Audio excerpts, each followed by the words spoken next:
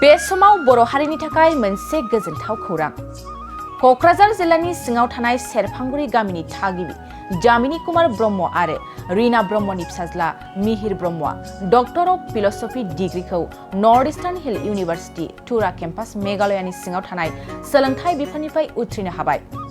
बिथाङा प्रफेसर शिवा शरण सुबुदिनि दैदेननायाव statistical competency among the research scholars in social science of North East India आयदाखौ आबुङै फोजोबनो हाबाय।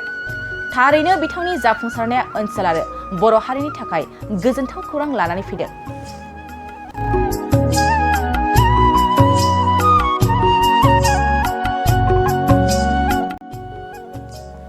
बे समाव बर' हारिनि थाखाय मोनसे गोजोनथाव खौरां।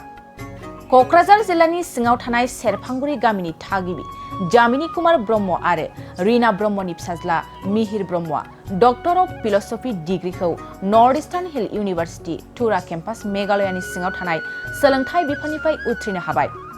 बिथाङा प्रफेसर शिवा शरण सुबुदिनि दैदेननायाव statistical competency among the research scholars in social science of North East India आयदाखौ आबुङै फोजोबनो हाबाय। थारैनो बिथांनि जाफुंसारनाया ओनसोल आरो बर' हारिनि थाखाय गोजोनथाव खौरां लानानै फैदों।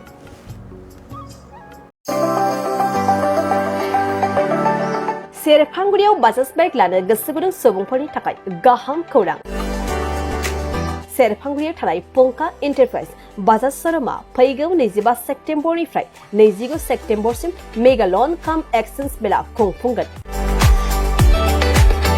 बाइगिरि बिथांमोननो आरसि इन्सुरेन्स लाफानानै 10,999 रां बेसेनावनो लवेस्ट डाउन पेमेन्ट होनानै बाइक लानो हागोन आरो 500 रां होग्रोनानै गोसोबायदि बाइकखौ आवग्रिना दोननो हागोन।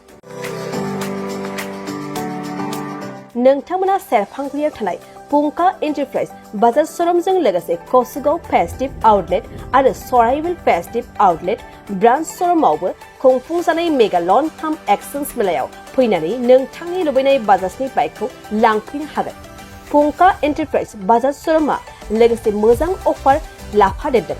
5 लिटार पेट्रल फ्रि, गंनि हेलमेट फ्रि, केस होनानै बाइक बायगिरिफोरनो 2,000 रां केशबेक हरफिननाय जागोन आरो मेगा लन काम एक्सचेन्ज मेलायाव बाइक बायगिरिफोरनो 1 बोसोरनि थाखाय 2 खेब फ्रि वाशिं होनाय जागोन। आबुङै मिन्थिबावनो थाखाय 6003817191 9101547892 आरो 9101598021 जानबुं नम्बराव खौरां लाहरनो हागोन।